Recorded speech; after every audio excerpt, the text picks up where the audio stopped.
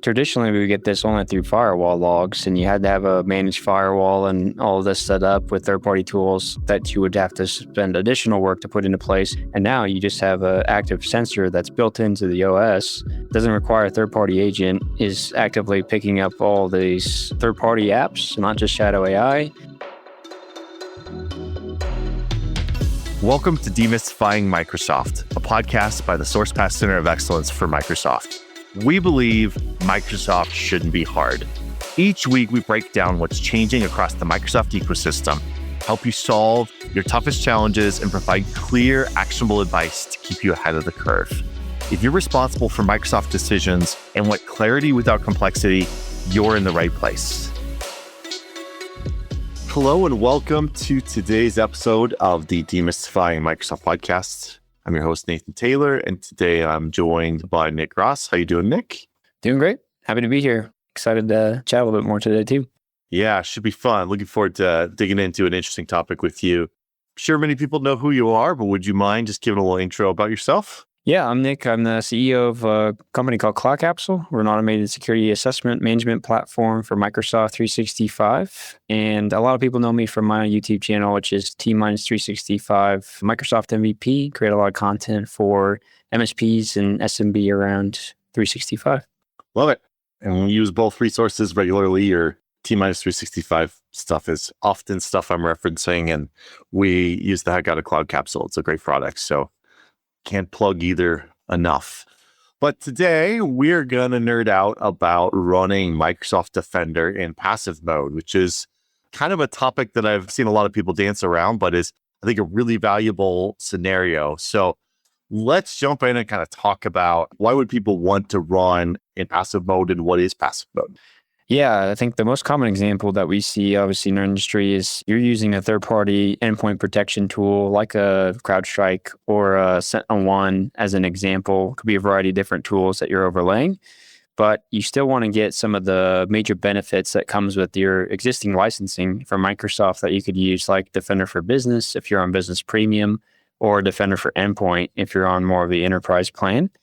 And passive mode is a way for you to kind of maximize both solutions at the same time. And we'll walk through all the layers of what that could mean if you activate it or if you turn it into block mode, things like that. But passive mode is simply saying, hey, we can coexist with this existing solution, and we can utilize some of the core functionality or features that you get with Defender for Business or Defender for Endpoint. Threat and vulnerability management is probably my favorite. Personally, I'd like to hear if that's maybe yours or what other features you love about that you get. But that's where we can actually analyze all the vulnerabilities that are on our software and the OS layer itself.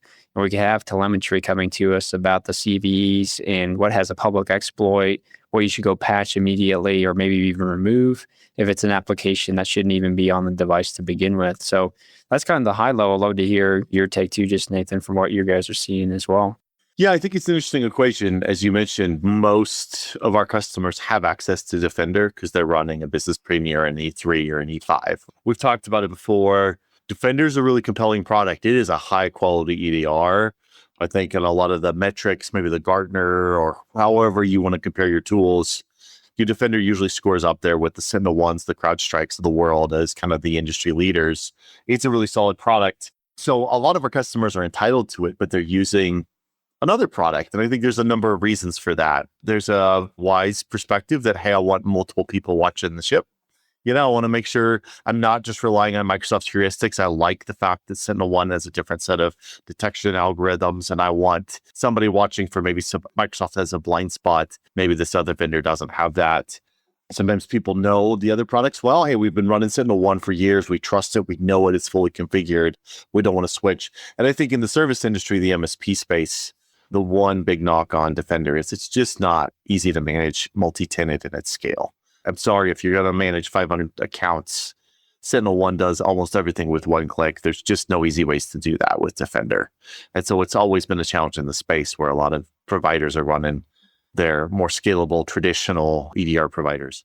But if you're already paying for Defender and you've got access to it, I'm with you. There's some really compelling features that you can enable in this passive mode. I think my favorite feature is the ability for it to do some of that SmartScreen detection of phishing links, right? Microsoft's got both sides of the connection when they've got Defender in, where they're seeing the login coming through, but they now have the endpoint if you have Defender running, and some things they can detect those phishing sites that maybe you wouldn't detect with if just you're running your Sentinel-1s, where it gives them additional telemetry on those man-in-the-middle attacks. So I think that's the feature that really gets my attention.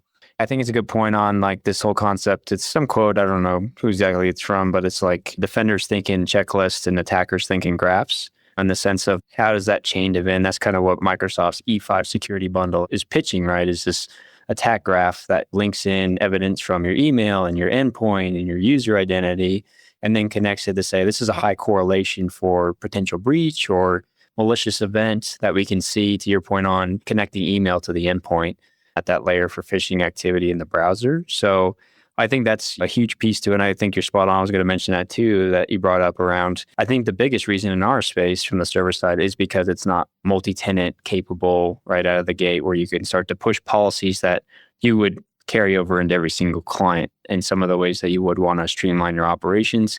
But then you also get the heuristics around all of your endpoints in one spot and can correlate different events there. There's another piece to that as well too. And this extends beyond just the endpoint. It can also be on your Windows servers if you have to support that today as well too. And that can also support Defender in passive mode as an example. And so you guys could get that leverage. I think the other big thing that you get with this is you can dictate, and I think the wording of it, I don't know if you feel the same, is kind of confusing to me, where it's Defenders in passive mode, but you can turn it into block mode. It is confusing. I like to think about it in the sense of the funnel. If like Sentinel-1 does its job and it analyzes some event or action on the endpoint, and it says, hey, I don't think this is malicious, then Microsoft could come in at the end of that and still say, this is malicious. And it could take action, and block events and take that next step, which it's confusing to me because obviously saying passive in block mode is a bit of contrast there. But I think what I've seen with that in other environments, love to hear your experience too, is that sometimes that does create conflict with your existing EDR. Don't know if you've seen that as well too, but just from some deployments. I think it's interesting that Microsoft has a passive mode. It's a very interesting play. It's kind of an unusual Microsoft play. They usually want to own the market, but I think they understood that they needed to play nice with others. And it's cool that Microsoft will go into passive mode automatically. If you're running another EDR and you've got Defender enabled, it'll detect that EDR and go into passive mode, which is a big win for those of us in the space. Because I remember a number of times throughout my career where you accidentally had two antiviruses running on the same machine, and nothing turns a high-end computer into potato like two antiviruses fighting over a computer. It's just, nothing's ever going to work. It's brutal. But Defender does it natively, although we can also force it with some command line keys, with some registry keys, or different ways you can enforce it, which I think is worth discussing, and maybe we'll circle back to that. But I think the block mode is a really nice fail-safe of, hey, I've got somebody else watching, and if my primary EDR misses something, my secondary EDR is going to catch it. But I think you could get yourself in trouble there for sure of which product is doing what. I think that needs to be done carefully because, like you said, troubleshooting that. I got an agent, I got an endpoint offline. Is it Defender or is it Sentinel-1?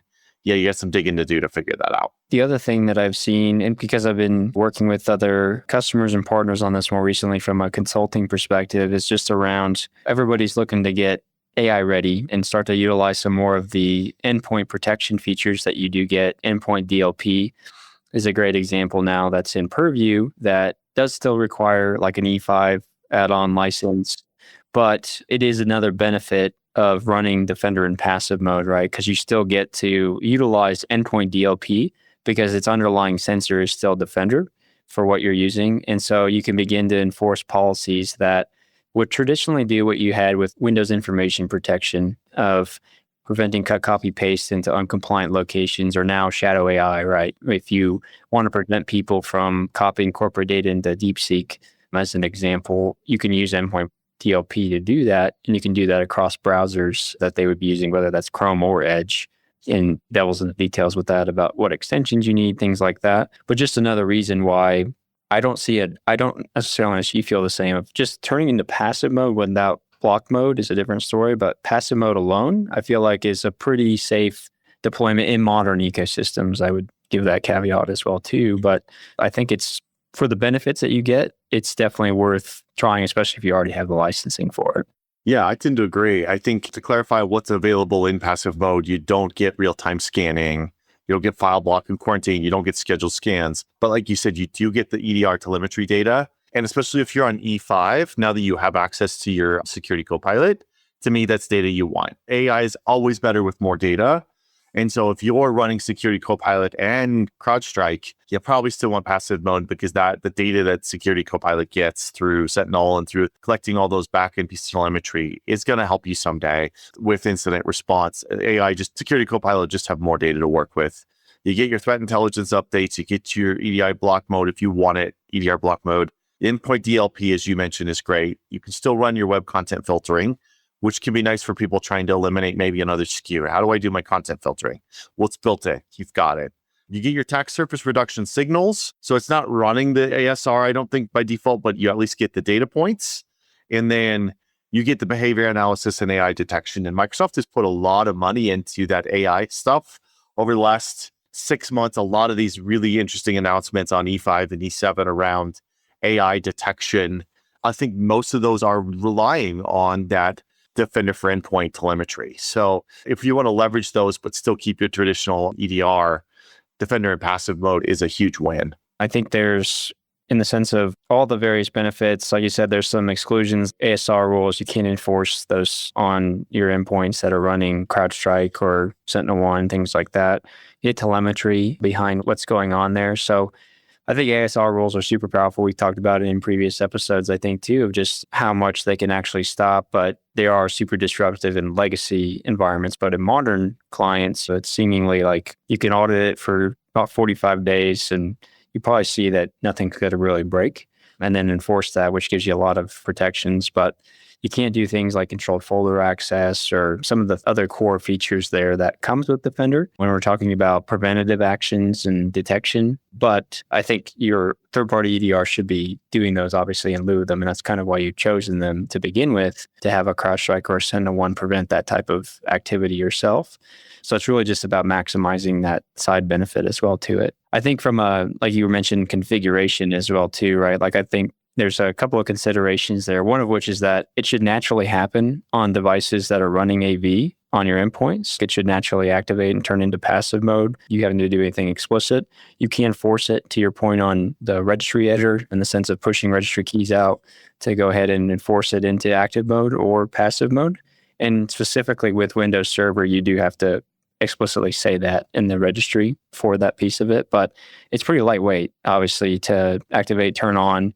So even if you're thinking about this from like, I've got my devices in Intune, how would I go about doing this? It's as simple as creating a Defender for Business or a Defender for Endpoint profile and just activating that service. I mean, getting the devices enrolled, and then you'll start to see that. I'd obviously still recommend doing a pilot and testing it out with your fleet, depending on what EDR you're using, because we're referencing CrowdStrike and SentinelOne quite a bit in this podcast, but you could have any one of them, right? Bitdefender, Sophos, whatever might exist there, and they all have their uniqueness with that as well too, that you just have to keep in consideration, especially as they continue to update as well. I think a best practice would be, if you're going to run this as an intentional service, I would throw the registry key just in case, because if they do start working on top of each other, that's a concern.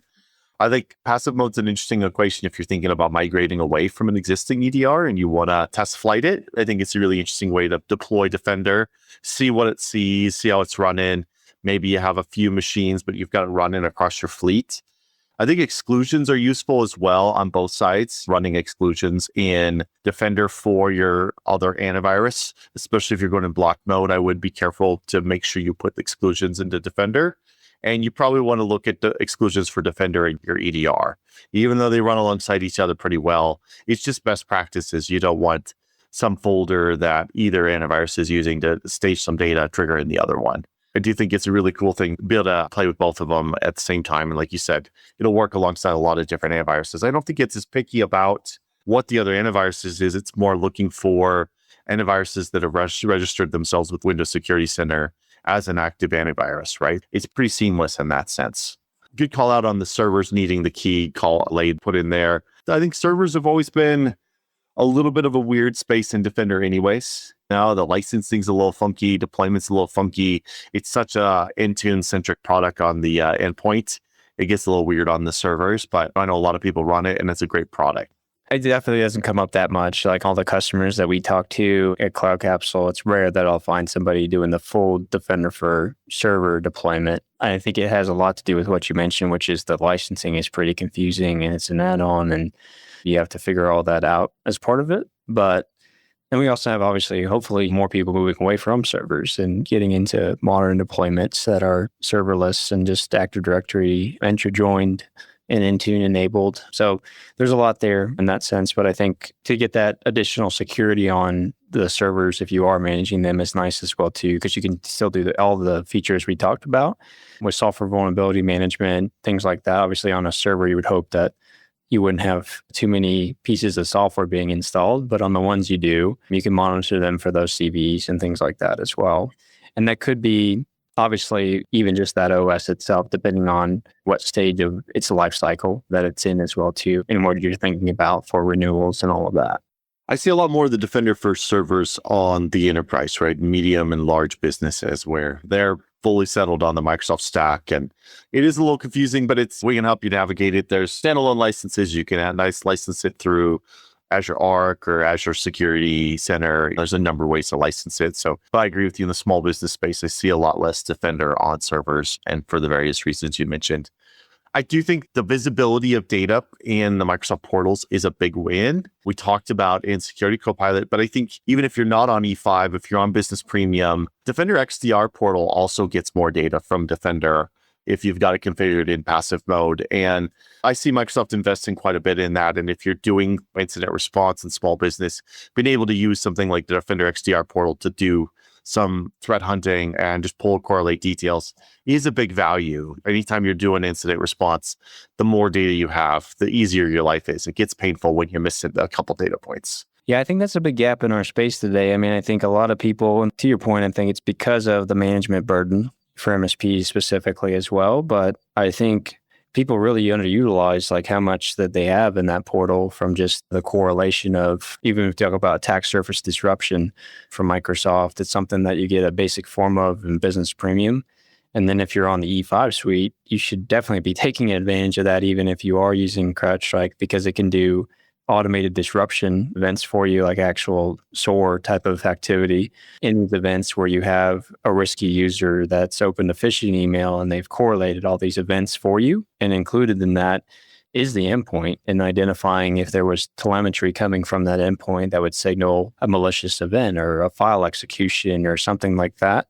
Or maybe your EDR misses because it doesn't have the data points that says this user clicked on a phishing email, then a malicious attachment was downloaded and so on and so forth. You would hope that, but that's where it's also nice to have that additional signaling that says, well, this is why we think it's a higher risk because of all these data points. And that's really the true power. I don't like to discredit because I think those tools are valuable, like you said before, and certainly there's the management piece that we do have to heavily consider when it comes to that footprint. But if it's correlating everything into the Defender alerts, then you have native tools like Lighthouse. Honestly, I know Lighthouse has some gaps, general sense of what it can be doing, but it does correlate all your customer Defender alerts in one spot.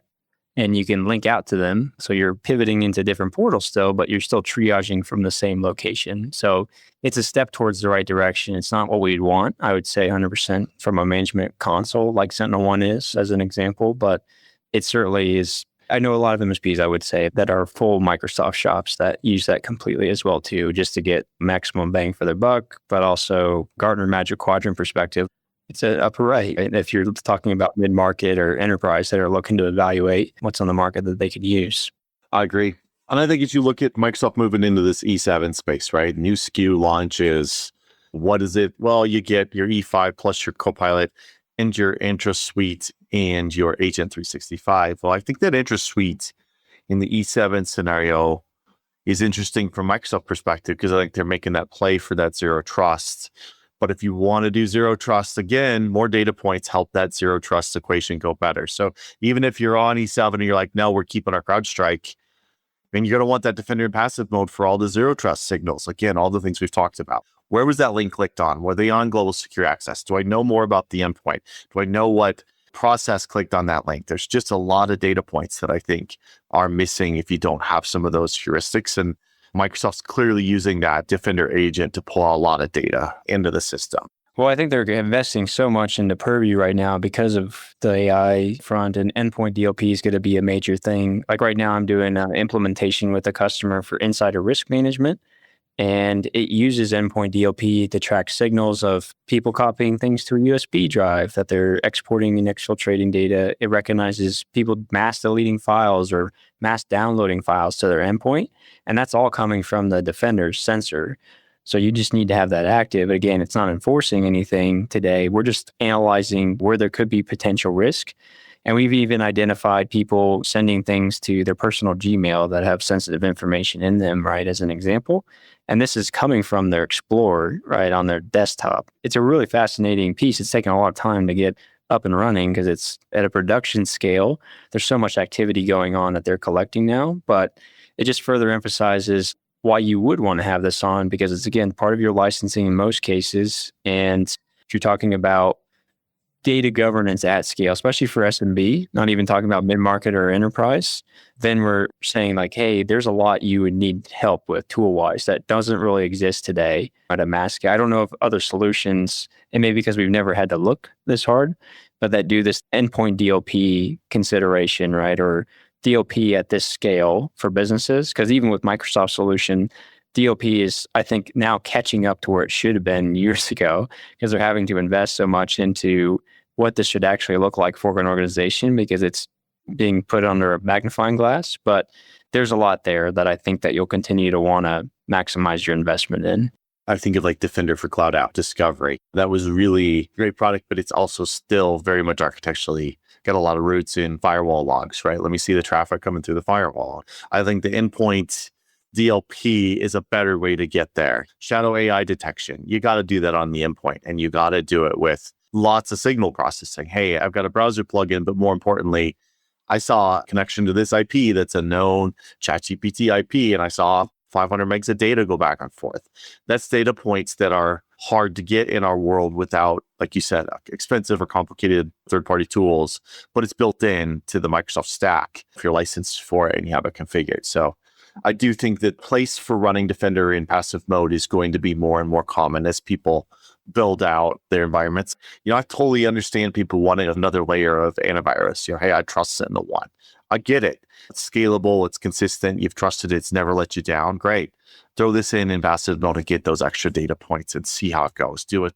You always can do a test group. You can scope it. That's the nice thing. If you got Intune running, pick a pilot group, see if it affects performance, see what data you get, see if you like it. Doesn't have to be a 500 endpoints at once decision. So I think it's a real great opportunity in the space. I think to your point there, it's a good separation too. Traditionally, we get this only through firewall logs, and you had to have a managed firewall and all of this set up with third-party tools that you would have to spend additional work to put into place, and users might have to VPN into and all of this. And now you just have an active sensor that's built into the OS, doesn't require a third-party agent, is actively picking up all these third-party apps, not just Shadow AI. We see that a lot now too, pointing customers into all the Anthropic and Claude and GPT usage, right, on the network that they have to know exists, but it's in their face then, and they can see what exact users are using it. And to your point, the data transferred. But there's also the traditional MCAS concepts of what third-party file storage is being used. We see Dropbox, we see Google Drive, we see all these different apps being used, and it's like, well, the only compliant one should be OneDrive. So what data is going into those that's personal OneDrive account or what Box accounts or Dropbox or whatever it might be? So there's all that to consider too. Talked about GSA, Global Secure Access, as like a SASE solution. And all of this supports a remote workforce, right? So that's the other benefit. You could be hybrid, you could be totally remote, and you don't have to worry about all this infrastructure or even users leveraging a VPN, which in the past few years has been getting breached a lot or has a lot of vulnerabilities that we have to consider. A SASE solution is 100% necessary in all use cases, but it certainly is a great solution for providing these additional protections or providing a certain secure network connection that doesn't require that users have this third party on their system and integrates natively to conditional access. So there's a lot there, like it just layers in, right? And that's the whole purpose of normalizing to that stack, is then you can manage it in one location. So it's also thinking about that balance of like, well, maybe I'm spending a little bit extra time because everything and all the alerts on in one SentinelOne portal. And again, we're not knocking SentinelOne in this case. I think it's a great product. Well, then what else do we get? We get Defender for Cloud Apps. We get the SASE solution. We get these vulnerabilities of all of our software in one place. So you start to talk about maybe like 8 different tools that you don't have to have anymore. And all the bills you have to pay for that and all the clients that you have to manage in that. And when you onboard a new client, you have to go through 8 different portals just to get them onboarded versus one. So it's just as like this ripple of operational overhead that you have to step back and think, how much is it actually saving me to be in this one EDR, right? Yes, I agree. I think Microsoft's making a compelling case. I think a lot of people looked at A7 and went, oh, this is an expensive product. What are they doing? But I think they're building a really interesting story. And that's been my opinion for a while now, that all the data is, the value comes in the data. AI is valuable when it has lots of normalized data. And Microsoft has that better than pretty much anybody in the industry. And I just think more and more people are going to realize I can't control my data the same in Anthropic. I don't have the same enterprise security controls because they're not as mature as Microsoft. They don't have Purview or eDiscovery. It's going to take it a while to catch up to those products. And I got to go, so Microsoft can be my AI and my security and automate it all with AI. I think it's just going to become a very compelling equation. And the more data they have, the better security they can give you, more things they can correlate. And I think that's going to be the battleground. So I'm very curious to see if we've got a small business version of E7 coming. I sure hope they are considering it. I would imagine they are. You can build a bundle, but I think this feeds into that. It's like, okay, if you're going to go that route, you can still run your favorite EDR and get all the value out of it through passive mode. So real opportunity in the industry to take advantage of an additional tool some people don't quite understand, because I think we have a lot of, hey, never run 2 EDRs, you'll ruin your life mindset out there. And I think Defender's just a little different in that space. So, well, Nick, thank you for nerding out on this a little bit with me. It's really cool to think about, and hopefully it's useful to some people. Obviously, if you want help getting this enabled, we'd be happy to help you here at SourcePass Center of Excellence for Microsoft. We'd love to help you walk through getting it just deployed in passive mode. It's available. Your business premium, your E3, your E5, you've got access to this capability, or standalone Defender licenses. So it's worth reviewing. Thanks for your time, Nick. Where can they keep in touch with you? What's the best way to keep up with all the amazing content you're putting out? If you guys follow T-365 on YouTube, that's posted every week on there. So you guys can check out. I post videos about mostly security, but going down kind of more of an AI focus lately as well too, just because there's a little bit of a hype right now and it gets a little bit more views. So yeah, that's a good place. That's awesome. Well, it's also easier to make the content. There's always something new to play with and explore, right? There's a lot every week for sure. Absolutely. Awesome. Well, thank you for your time, and thanks for tuning in to the podcast, and we'll catch you next time on the Demystifying Microsoft podcast. Thanks, everyone. Thanks, guys. Thank you for joining us on Demystifying Microsoft, brought to you by the SourcePass Center of Excellence for Microsoft. If you enjoyed this episode, please like and subscribe on Apple Podcasts, Spotify, YouTube, or wherever you listen so you don't miss an episode. If you would like to talk to one of our Microsoft problem solvers, click on the link in the episode description or contact our team at sourcepassmcoe.com. Thank you.